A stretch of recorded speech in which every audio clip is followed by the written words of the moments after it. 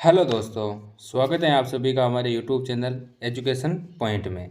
तो आज हम बात करेंगे प्रमुख नस्लों के इम्पोर्टेंट क्वेश्चंस के बारे में।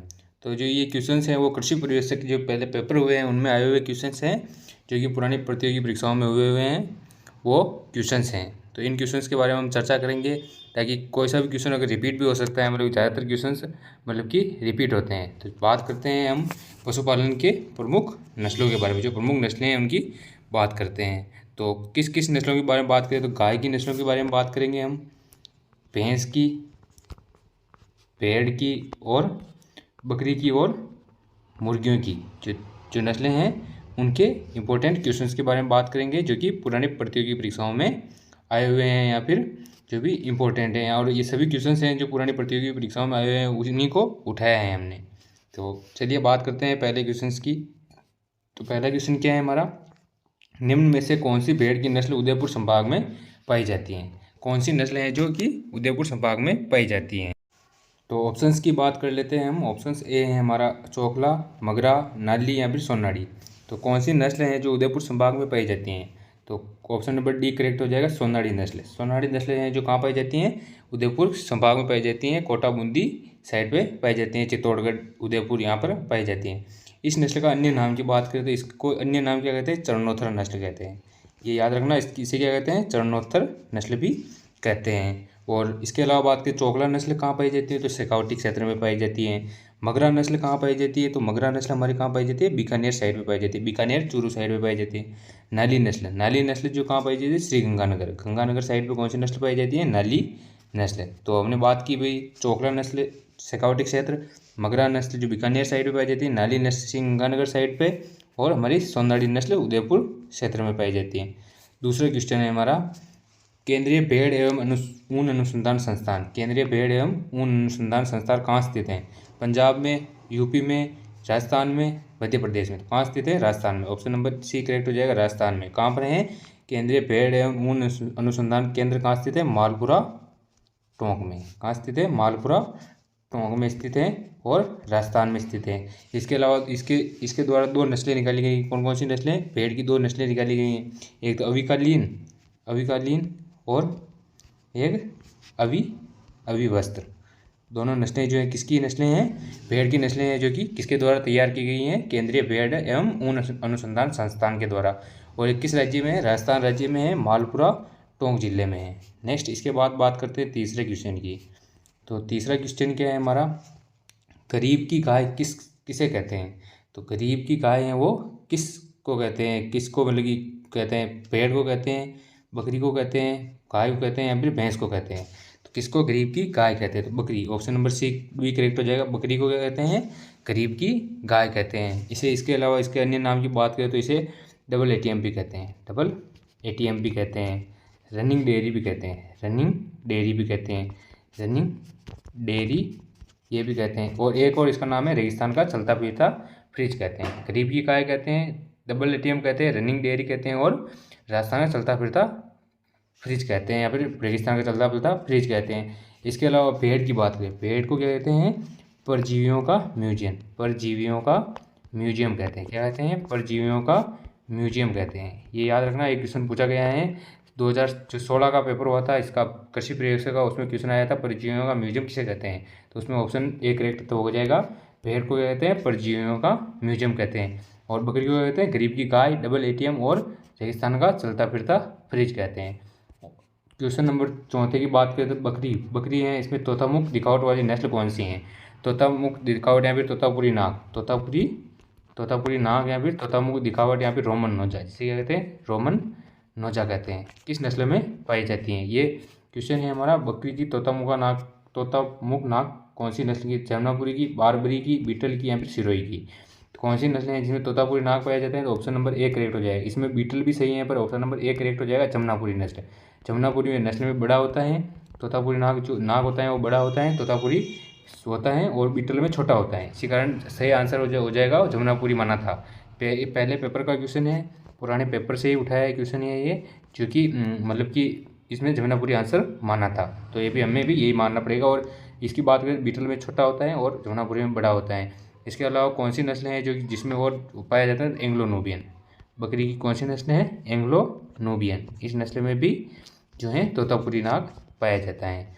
उसके अलावा बात करें तो बारबरी नस्ल जो होती है वो शहर की बकरी कहते हैं, और सिरोही नस्ल जो है इसको मतलब कि इसकी धनुषाकार पीठ पाई जाती है, इसके प्रसिद्ध कैरेक्टर हैं। नेक्स्ट इसके अलावा पाँचवें क्वेश्चन की बात करते हैं। पाँचवें क्वेश्चन क्या है हमारा?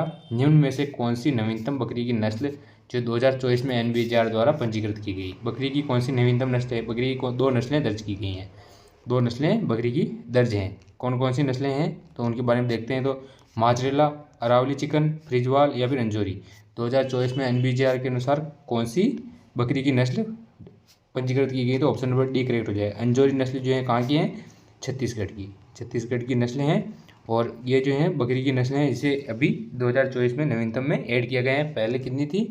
37 नस्लें थी। कितनी नस्लें थी? पहले बकरी की 37 नस्लें थी, दो और ऐड करने के बाद 39 नस्लें हो गई। दो कौन कौन सी ऐड की? तो एक तो अंजोरी नस्ल हो गई छत्तीसगढ़ की, और एक अंडमानी बकरी हो गई। तो ये दोनों नस्लें जो है बकरी की अभी ऐड की गई हैं। माजरेला, माजरेला जो है वो भेड़ की नस्लें हैं जो अभी ऐड की गई हैं। माजरेला नस्ल भेड़ की नस्लें हैं, पहले 44 थी, अब एक बढ़कर 45 हो गई हैं। और इसके अलावा बात करें तो हम जो अरावली चिकन है वो किसकी नस्लें हैं? मुर्गी की नस्लें हैं। मुर्गी की नस्लें जो भी 2024 में ऐड हुई हैं। पहले कितनी थी मुर्गी? 19 नस्लें थी, और अब एक और ऐड हो गई तो 20 नस्लें हो गई। कुल कितनी नस्लें हो गई? 20 नस्लें हो गई मुर्गी की। अरावली चिकन जो है वो नई ऐड की गई हैं। किस साइड की हैं? कश्मीर साइड की हैं। कहाँ की हैं? कश्मीर साइड की। ये भी आप याद रखना। फ्रिजवाल जो है वो किसकी नस्लें हैं? फ्रिजवाल जो हमारे वो गाय की नस्लें, गाय की सिंथेटिक नस्लें हैं। मवेशी जो होता है उसकी सिंथेटिक नस्लें हैं जो किसके संकर से बनती हैं? HF plus Sahiwal. किसके? HF और साहिवाल के। तो याद रखना, साहिवाल और HF के संकर से बनाई गई हैं, मतलब कि फ्रिजवाल नस्ल जो कि गाय की नस्लें हैं, मवेशी की नस्लें जो कि नई सिंथेटिक नस्ल 2024 में ऐड की गई हैं। और इसके अलावा बात करें तो कुल पहले 212 नस्लें थी, अब 8 और नई नस्लें ऐड करके 220 नस्लें कर दी गई हैं। तो कुल कितनी नस्लें होगी 2024 के अनुसार? 220 नस्लें। पहले कितनी थी? 212 नस्लें थी, 8 नस्लें नई ऐड की गई।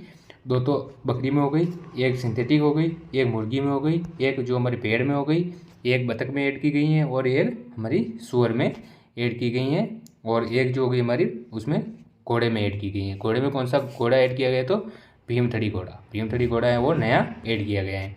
राजस्थान में सबसे फाइन कारपेट ऊन पैदा करने वाली भेड़ की नस्लें हैं। फाइन कारपेट ऊन पैदा करने वाली भेड़ की नस्ल कौन सी है? सोनाड़ी, मारवाड़ी, चोकला, जैसलमेरी। तो सबसे फाइन कारपेट ऊन पैदा करने वाली नस्ल कौन सी है? तो चोकला। ऑप्शन नंबर सी करेक्ट हो जाएगा। चोकला नस्ल जो है वो सबसे फाइन कारपेट ऊन पैदा करती हैं। सबसे अच्छी जो सबसे महीन ऊन होती हैं वो इसकी चोकला नस्ल की होती हैं, और इसमें जो है मतलब इससे ऊनी वस्त्र तैयार किए जाते हैं। इसके अलावा बात करें तो मारवाड़ी नस्ल की सबसे मोटी ऊन या फिर सबसे निम्न श्रेणी की ऊन प्राप्त होती है, जिससे कारपेट और गलीचे तैयार किए जाते हैं, और जैसलमेर से मध्यम श्रेणी की ऊन प्राप्त होती है। नेक्स्ट बात करते हैं अगले क्वेश्चन की। तो अगला क्या है हमारा? 7वां क्वेश्चन। मेहसाणा नस्ल किन दो नस्लों के संकर से तैयार की गई हैं? जो मेहसाणा नस्ल है वो हमारी किस दो नस्लों के संकरण से तैयार की गई हैं? सूरती और जाफराबादी, मुर्रा और सूरती, मुर्रा और नीली रावी, मुर्रा और भदावरी। तो संकर नस्लें हैं मेहसाणा नस्ल, किसके संकर से तैयार हुई? तो मुर्रा। एक तो हमारी हो गई मुर्रा और एक हो गई सूरती, दोनों के संकर से तैयार की गई हैं। ऑप्शन नंबर बी हो जाएगा हमारा करेक्ट आंसर। मुर्रा और सूरती जो है दोनों के संकर से मेहसाणा नस्ल तैयार की गई हैं। ये जो हैं वो शांत स्वभाव की नस्लें, सबसे शांत स्वभाव की नस्लें हैं, और इसका दूध काल सर्वाधिक होता है। सबसे लंबा दूध काल इसी का होता है। भैंसों में सर्वाधिक लंबा दूध काल किस नस्ल का होता है? मेहसाणा नस्ल का होता है। और इसका दूध उत्पादन की बात करें तो 1600 से 1700 लीटर प्रति ब्यात दूध देती हैं। मतलब कि 10 महीनों का दूध कितना होता है? 1600 से 1700 लीटर दूध देती हैं प्रति मतलब कि 10 महीनों में। नेक्स्ट बात करते हैं अगले क्वेश्चन की। तो अगला क्वेश्चन क्या है हमारा? 8वां क्वेश्चन। किस नस्ल के सिर पर टीका होता है? ये है सॉरी किस है ये किस नस्ल के जो है किस नस्ल के सिर पर टीका पाया जाता है? मुर्रा के, जाफराबादी के, किस नस्ल के सिर पर टीका पाया जाता है? मुर्रा के, जाफराबादी के, मेहसाणा के या नीली रावी के? सिर पर टीका किस नस्ल के पाया जाता है? ऑप्शन नंबर डी करेक्ट हो जाएगा। डी ऑप्शन नंबर करेक्ट हो जाएगा। नीली रावी नस्ल जो है कहाँ की हैं? हमारी पंजाब की नस्लें जिसके मतलब जो है सिर पर टीका पाया जाता है। इसके अलावा इसके जो चारों पैर होते हैं उस पर उस पर भी मतलब कि धब्बे पाए जाते हैं, इसी कारण इसे पंचकल्याणी नस्ल कहते हैं। और इसके सिर पर टीका पाया जाता है और इसकी आंखें बिल्ली जैसी आंखें होती है, कजरी आंखें होती है। कजरी आंखें किसकी होती हैं? तो नीली रावी नस्ल की होती हैं। और सिर पर टीका किसके पाया? नीली रावी की। ये क्वेश्चन पहले पूछा गया है कृषि परिवेश के पेपर में। तो मैं सभी क्वेश्चन करा रहा हूँ, वो पुराने पेपरों में पूछे गए हैं, कृषि परिवेश के पेपर हैं उनसे पूछे गए हैं। तो आप याद रखना, अभी पेपर होने वाला है 4 तारीख को, उसके लिए इंपॉर्टेंट क्लास होने वाली है ये, तो ज़रूर देखें इसको। नेक्स्ट नवा क्वेश्चन। नवा क्वेश्चन क्या है हमारा? सवाई चाल और तेज़ दौड़ने वाले बैल किसके प्रसिद्ध हैं? सवाई चाल और तेज़ दौड़ने वाले बैल किसके प्रसिद्ध हैं? गिर के, हरियाणवी नस्ल के, साहिवाल के, कांग्रेज के। तो सवाई चाल किसकी प्रसिद्ध है? तो ऑप्शन नंबर डी करेक्ट हो जाएगा, कांग्रेज। कांग्रेज जो नस्ल है उसकी सवाई चाल प्रसिद्ध है और जो तेज़ दौड़ने वाले बैल होते हैं। इसके अलावा बात करें कांकरेज नस्ल की, तो सबसे भारी भरकम नस्लें देसी, जो देसी हैं उनमें भारी भरकम नस्लें हैं। भारी भरकम नस्लें हैं कौन सी? कांकरेज नस्ल, जो देसी गायें हैं उनमें सबसे भारी भरकम नस्लें। इसके सींग सबसे भारी भरकम होते हैं, सींग इसके बहुत बड़े बड़े होते हैं। और सवाई चाल इसकी प्रसिद्ध है। कहाँ से उत्पन्न है? ये तो कच्छ के रण गुजरात से उत्पन्न है, कच्छ का रण गुजरात से उत्पन्न है। इसके अलावा मतलब अगर इस कांकरेज ऑप्शन में नहीं हो और सॉरी क्वेश्चन बोले सवाई चाल और तेज दौड़ने के लिए बैल कौन से प्रसिद्ध हैं और कांग्रेस ऑप्शन में नहीं हो तो नागौरी माना जाता है। नागौरी जो है उसके बैल फुर्तीले होते हैं, पैर सीधे होते हैं और सवाई चाल भी पाई जाती है, इसी कारण नागौरी भी आंसर माना जाता है। नेक्स्ट बात करते हैं 10वें क्वेश्चन की। 10वां क्वेश्चन क्या है हमारा? मेरिनो विदेशी भेड़ की नस्ल किस देश की हैं? जो मेरिनो नस्ल है भेड़ की, विदेशी नस्ल हैं, वो किस देश की है? पूर्वी अफ्रीका की, इंग्लैंड की, स्पेन की और फ्रांस की। तो कौन सी नस्लें हैं मेरिनो? कहाँ की हैं? स्पेन की। स्पेनिश मेरिनो भी कहते हैं इसे, ऑप्शन नंबर सी करेक्ट हो जाएगा। मेरिनो जो है वो स्पेन की नस्लें हैं, विदेशी नस्लें हैं और सर्वाधिक महीन ऊन पाई जाती है इसमें। भेड़ों में सर्वाधिक महीन ऊन जो है किस में पाई जाती है? हमारी स्पेन से उत्पन्न मेरिनो नस्ल में पाई जाती है। और कितना ऊन कितनी होती है? 5 से 9 किलो पर ईयर। कितनी होती है? 5 से 9 किलो पर ईयर सर्वाधिक ऊन होती हैं ये। और सबसे अच्छी ऊन पाई जाती है, अच्छी गुणवत्ता वाली ऊन होती है, सबसे महीन ऊन होती है, मतलब बारीक ऊन होती हैं। और मेरिनो और इसके संकर से बहुत सी नस्लें भारत में तैयार की जा रही है। बहुत सी नस्लें जो है उसके संकर से, जैसे कि हमने अभिकालीन और अभिवस्त्र की बात की, उसमें मेरिनो का उपयोग किया जाता है। और इसके अलावा बात करें फ्रांस से उत्पन्न है, मतलब कि फ्रांस से रूमलेट नस्ल जो फ्रांस से उत्पन्न है उसको फ्रेंच मेरिनो कहते हैं, ये भी याद रखना। नेक्स्ट बात करते हैं 11वें क्वेश्चन की। 11वां क्वेश्चन क्या है हमारा? कौन सी भैंस की सींग छोटे एवं जलेबी की तरह मुड़े हुए होते हैं? किस भैंस के सींग छोटे और जलेबी की तरह मुड़े हुए होते हैं? सूरती के, जाफराबादी के, मुर्रा के, गोदावरी के। तो सींगों की बात करें तो सींग छोटे और जलेबी की तरह मुड़े हुए होते हैं, इस प्रकार सींग होते हैं। किसके होते हैं? हमारे ऑप्शन नंबर सी करेक्ट हो जाएगा, मुर्रा के। मुर्रा के सींग किस प्रकार होते हैं? छोटे होते हैं और जलेबी की तरह मुड़े हुए होते हैं। जाफराबादी के सींग किस प्रकार के होते हैं? जे टाइप सींग होते हैं। जे टाइप सींग होते हैं, सबसे भारी भरकम सींग होते हैं। और देसी नस्लों में मतलब कि सबसे भारी भरकम नस्लें हैं जाफराबादी नस्लें। 6 प्रकार के सींग होते हैं। इसे मिनी एलिफेंट भी कहते हैं। क्या कहते हैं? मिनी एलिफेंट भी कहते हैं। ये भी आप याद रखना। मिनी एलिफेंट किसे कहते हैं? जाफराबादी नस्ल को। सूरती नस्ल के सींग किस प्रकार पाए जाते हैं? हाशियाकार और दांतला टाइप या फिर हाशियाकार सींग पाए जाते हैं। नेक्स्ट बात करते हैं अगले क्वेश्चन की। तो 12वां क्वेश्चन क्या है हमारा? पेड़ का वैज्ञानिक नाम है Ovis Eris, Capra hircus, Bose indicus या उपयुक्त में से कोई नहीं। तो पेड़ का वैज्ञानिक नाम है, पेड़ की स्पीसीज की बात कर रहे हैं। स्पीसीज कौन सी होती है पेड़ की? तो ऑप्शन नंबर ए करेक्ट हो जाएगा, ओविस एरिस। ओविस एरिस जो होती हैं पेड़ की स्पीसीज होती हैं। और पेड़ के जीनस क्या होता है? ओविस जो होता है पेड़ का जीनस होता है और ओविस एरिस जो होता है पेड़ का स्पीसीज होता है। कैप्रा हिरकस जो हो गया हमारी बकरी का स्पीसीज होता है। बकरी की स्पीसीज कौन सी होती है? Capra hircus. इसके अलावा बात करें तो बोस इंडिकस जो हो गई वो हमारी देसी गायों की स्पीसीज होती हैं। देसी गायों का वैज्ञानिक नाम क्या होता है? बोस इंडिकस। और विदेशी का बोस टोरस। ये भी याद रखना, बोस टोरस विदेशी का होता है और बोस इंडिकस देसी गायों का होता है। नेक्स्ट बात करते हैं अगले क्वेश्चन की। 13वां क्वेश्चन क्या है हमारा? बकरी की जकराना नस्ल में दूध कितने समय का होता है? मतलब कितने समय तक दूध देती है जकराना नस्ल? 6 से 7 महीने तक दूध देती हैं। तो 180 से 200 दिन, 150 से 160 दिन, 140 से 200 दिन या 130 से 150 दिन।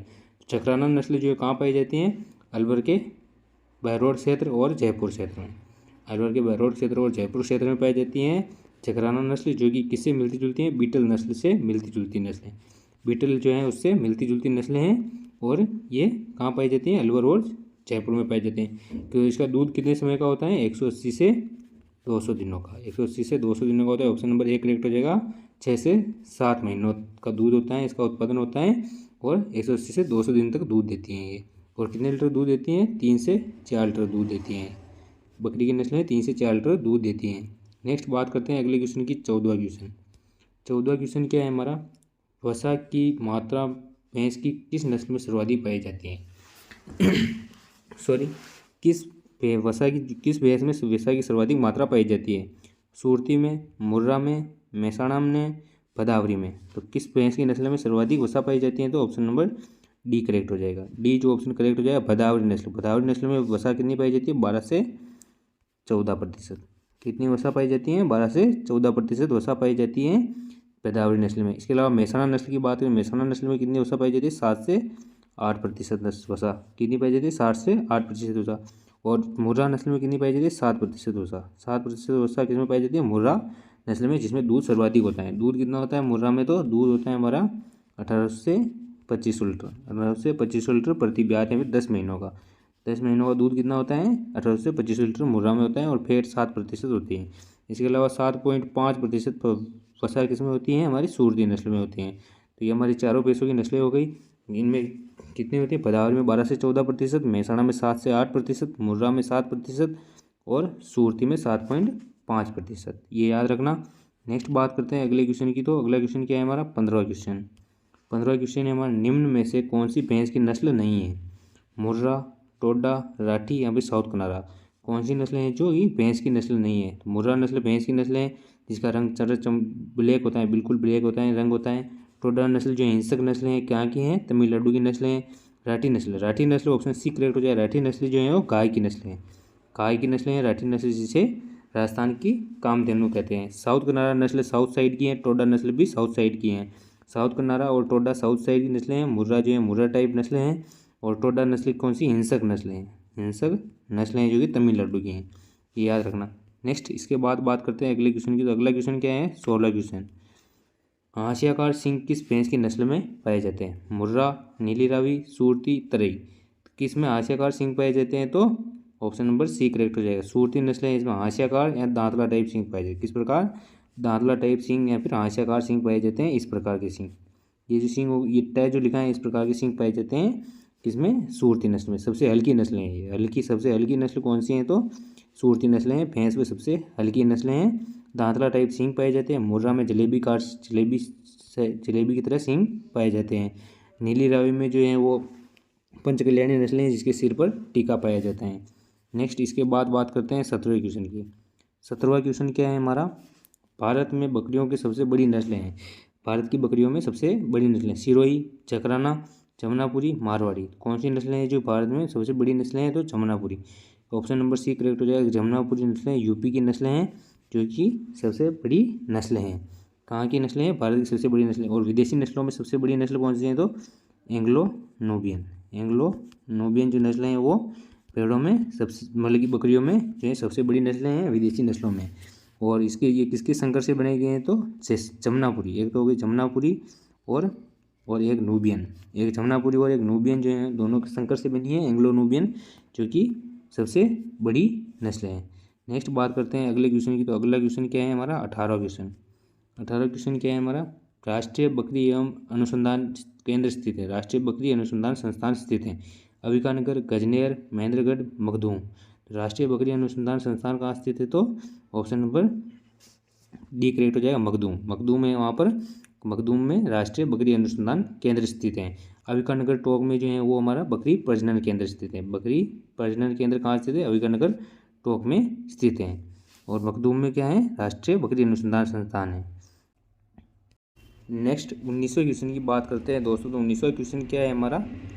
किस बीमारी में पशु का पोस्टमार्टम नहीं किया जाता है? तो 19वें क्वेश्चन में बीमारी कौन सी बीमारी है जिसमें पशु का पोस्टमार्टम नहीं होता है, चीरफाड़ नहीं होती है? तो एंथ्रेक्स में, लखीजा में, धनुषवाय में, थनैला में। कौन सी बीमारी है जिसमें पोस्टमार्टम नहीं होता? तो ऑप्शन नंबर ए करेक्ट हो जाएगा। एंथ्रेक्स जो बीमारी होती है उसमें पशु का पोस्टमार्टम नहीं किया जाता, यानी कि पशु का पोस्टमार्टम एंथ्रेक्स में नहीं किया जाता। नेक्स्ट बात करते हैं 20वें क्वेश्चन की। 20 नंबर का क्वेश्चन क्या है हमारा? पेड़ में समागम की क्रिया को क्या कहते हैं? समागम की क्रिया को क्या कहते हैं? सर्विंग, टपिंग, कर्विंग, कवरिंग या लेइंग। तो भैंस में पेड़ में समागम की प्रक्रिया टपिंग कहलाती है। ऑप्शन नंबर डी करेक्ट हो जाएगा। टपिंग जो है वो पेड़ों में समागम की प्रक्रिया होती है, मेटिंग की प्रक्रिया होती है। किसकी? मेटिंग की प्रक्रिया को कहते हैं टपिंग कहते हैं। इसके अलावा बात करें हम तो सर्विंग, सर्विंग जो होता है किस किस में कहते हैं? गाय, एक तो हो गई गाय, एक हो गई हमारी भैंस और एक हो गई बकरी, तीनों में है, और एक मुर्गी, चारों में क्या कहते हैं? मतलब कि चारों जो हो गई इनमें मतलब समागम की प्रक्रिया या मीटिंग की प्रक्रिया को सर्विंग कहते हैं। गाय, भैंस, बकरी और मुर्गी, गाय, भैंस, बकरी और मुर्गी में सर्विंग कहते हैं समागम की प्रक्रिया को। इसके अलावा नेक्स्ट, इसके अलावा बात करें तो हमारी कवरिंग, कवरिंग जो किस में कहते हैं? ऊँट में, सॉरी घोड़े में जो है वो कवरिंग कहते हैं, सॉरी घोड़े में क्या कहते हैं? कवरिंग कहते हैं। समागम की प्रक्रिया को कवरिंग कहते हैं। इसके अलावा लेइंग जो हो गया वो हमारी जो लेइंग जो है वो मुर्गियों में प्रसव प्रक्रिया है। प्रसव प्रक्रिया मुर्गियों में क्या कहलाती है? लेइंग, प्रसव प्रक्रिया मुर्गियों में लेइंग कहलाती है। नेक्स्ट इसके बाद बात करते हैं अगले क्वेश्चन की, तो 21वां क्वेश्चन। 21वां क्वेश्चन क्या है हमारा? अभिकालीन नस्ल हैं बकरी की, गाय की, भेड़ की, सूअर की। तो अभिकालीन नस्ल किसकी नस्ल हैं? तो बकरी की नस्ल हैं, सॉरी भेड़ की नस्लें। ऑप्शन नंबर सी करेक्ट हो जाएगा, भेड़ की नस्लें। अभिकालीन जो है वो भेड़ की नस्लें, और किसके द्वारा तैयार किए हैं? तो CSWRI, CSWRI द्वारा तैयार है, केंद्रीय भेड़ एवं ऊन अनुसंधान संस्थान के द्वारा, केंद्रीय भेड़ एवं ऊन अनुसंधान संस्थान के द्वारा अभिकालीन और अभिवस्त्र बनाई गई हैं, अभिवस्त्र और अभिकालीन बनाई गई हैं। तो दोनों की बात करें हम तो पहले अभिकालीन की बात करते हैं। तो अभिकालीन जो है वो किसके संकर से बनी है? मेरिनो, मेरिनो या रूम्बलेट, मेरिनो या रूम्बलेट। और हमारी कौन सी नस्ल हो गई? मालपुरा, मालपुरा, जिसके संकर से कौन सी नस्ल बनी है? मालपुरा और मेरिनो, और मेरिनो या रूम्बलेट या और मालपुरा के संकर से कौन सी नस्ल बनी है? अभिकालीन नस्ल। और अभिवस्त्र की बात करें तो अभिवस्त्र की बात करते हैं तो अभिवस्त्र, अभिवस्त्र जो है वो किसके संकर से तैयार है? तो एक तो हमारी मेरिनो हो गई, वो को वही मेरिनो, वो को वही रूम्बलेट, रूम्बलेट और मेरिनो। और यहाँ पर कौन सी हो गई? चोकला, चोकला, कौन सी? चोकला नस्ल। ये जो इसके चोकला और मेरिनो के संकर से अभिवस्त्र बनी है, या मेरिनो न होने पर रूम्बलेट का उपयोग किया जाता है, जिसे फ्रेंच मेरिनो भी कहते हैं। फ्रेंच मेरिनो किसे कहते हैं? रूम्बलेट नस्ल को, जो कि मतलब कि मेरिनो की जगह पर इस्तेमाल होती है अभिवस्त्र या अभिकालीन बनाने में। याद रखना ये किसके द्वारा तैयार है? तो अभिकानगर टोक जो है वहाँ पर मतलब कि कौन, सॉरी राष्ट्रीय पेड़ एवं ऊन अनुसंधान संस्थान कहाँ स्थित है? मालपुरा टोंक में, उसके द्वारा तैयार की गई ये दोनों नस्लें हैं, याद रखना। नेक्स्ट बात करते हैं इसके बाद 22वें क्वेश्चन की। 22वां क्वेश्चन क्या है हमारा? पशु में इंसुलिन की मात्रा पाई जाती है, पशु के दूध में इंसुलिन की मात्रा सर्वाधिक पाई जाती है? भैंस में, गाय में, ऊँटनी में, बकरी में। तो इंसुलिन की मात्रा किस में ज़्यादा पाई जाती है? तो ऑप्शन नंबर सी करेक्ट हो जाएगा, ऊँटनी जो है इसमें इंसुलिन की मात्रा सर्वाधिक पाई जाती है। तो इसके अलावा बकरी की बात, बकरी में रोग प्रतिरोधक क्षमता सर्वाधिक पाई जाती है, बकरी के दूध में रोग प्रतिरोधक क्षमता सर्वाधिक पाई जाती है। ये याद रखना, रोग प्रतिरोधक क्षमता किसमें सर्वाधिक पाई जाती है? बकरी के दूध में। और ऊँटनी के दूध में क्या पाई जाती है? इंसुलिन की मात्रा, इंसुलिन की मात्रा जो है वो बकरी के दूध में पाई जाती है, और इस रोग प्रतिरोधक क्षमता जो है बकरी के दूध में। और इंसुलिन से हमारी किसके कंट्रोल होता है? शुगर पर, इंसुलिन से शुगर पर कंट्रोल होता है, ग्लूकोज पर कंट्रोल होता है। याद रखना शुगर की बीमारी मतलब कि इंसुलिन की मात्रा सर्वाधिक पाई जाती है ऊँटनी के दूध में, जिससे शुगर की बीमारी से बचा जा सकता है।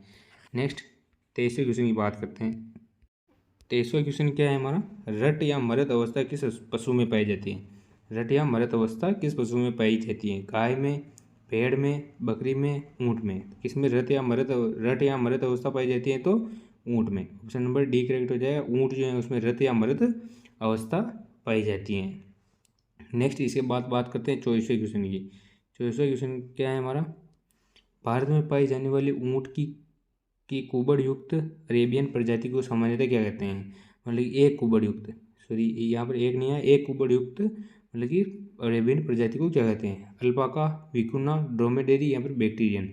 तो एक कुबड़ वाला क्या होता है हमारा? कैलस डोमेस्टर, कैलस डोमेस्ट्रिक्स, कैलस डोमेस्ट्रिक्स होता है एक कुबड़ वाला। और दो कुबड़ वाला क्या होता है? ऑप्शन नंबर सी करेक्ट हो जाएगा इसमें, ड्रोमेडेरी। एक कुबड़ युक्त अरेबियन प्रजाति का ऊँट होता है, इसे सामान्यतः क्या कहते हैं? ड्रोमेडेरी कहते हैं।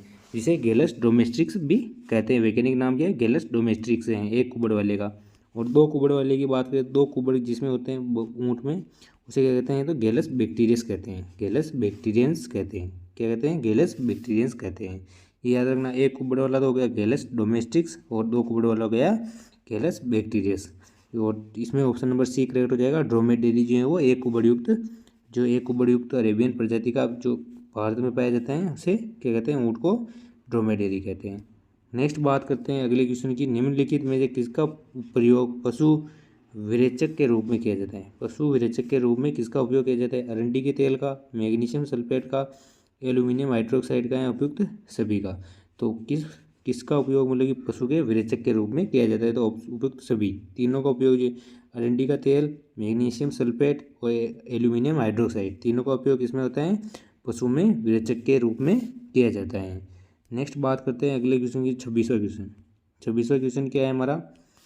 निम्न में से भेड़ की किस नस्ल को राजस्थान की मेरिनो भी कहते हैं? राजस्थान की मेरिनो किस नस्ल को कहते हैं?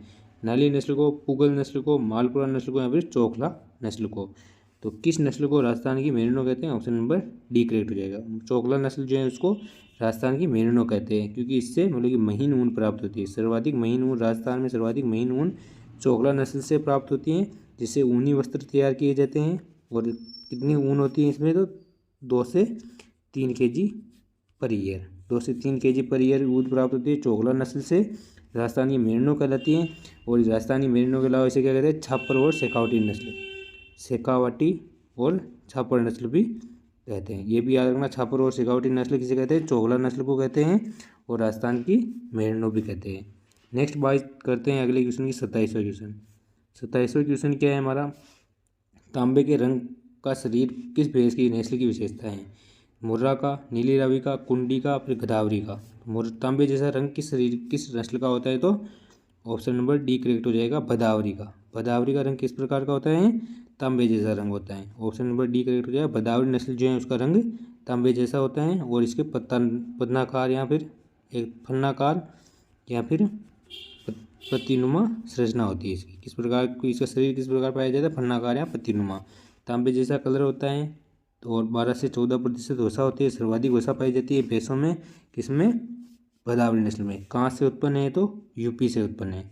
राजस्थान में कहाँ पाई जाती है? तो अलवर, भरतपुर और धौलपुर में। कहाँ पाई जाती है? भरतपुर और धौलपुर साइड पे। तो ये याद रखना, भरतपुर और धौलपुर साइड पे पाई जाती हैं। इसमें जो सींग होते हैं, इसमें सींग की बात करें तो इसमें सींग पहले तो चपटे होते हैं, फिर मोटे होते हैं, फिर मतलब कि चौड़े होते हैं, नुकीले सींग होते हैं। पहले चपटे होते हैं, फिर नुकीले सींग पाए जाते हैं। ये याद रखना, किस में पाए जाते हैं? भदावरी नस्ल में। तो ऑप्शन नंबर डी इसमें सही हो जाएगा। तांबे जैसा रंग पाया जाता है, तो मतलब कि हल्का, मतलब कि पूरा रंग पाया जाता है तांबे जैसा भदावरी नस्ल का। नेक्स्ट इसके बाद बात करें तो अगले क्वेश्चन की, 28वां क्वेश्चन। 28वां क्वेश्चन क्या है हमारा? केंद्रीय भेड़ एवं ऊन अनुसंधान संस्थान कहाँ स्थित है? भेड़ एवं ऊन अनुसंधान संस्थान कहाँ स्थित है? तो कुशीनगर उत्तर प्रदेश में, नई दिल्ली, अविका नगर राजस्थान में, रामसर राजस्थान में। सॉरी, मेरे से गलती हो गई, मतलब पिछले क्वेश्चन में मैंने बताया केंद्रीय भेड़ एवं ऊन अनुसंधान संस्थान कहाँ स्थित है? मालपुरा टोंक में नहीं है, अविका नगर टोंक में। सॉरी, दोनों टोंक में इसी कारण कन्फ्यूज हो गया। अविका नगर टोंक में है, सही कर लेना।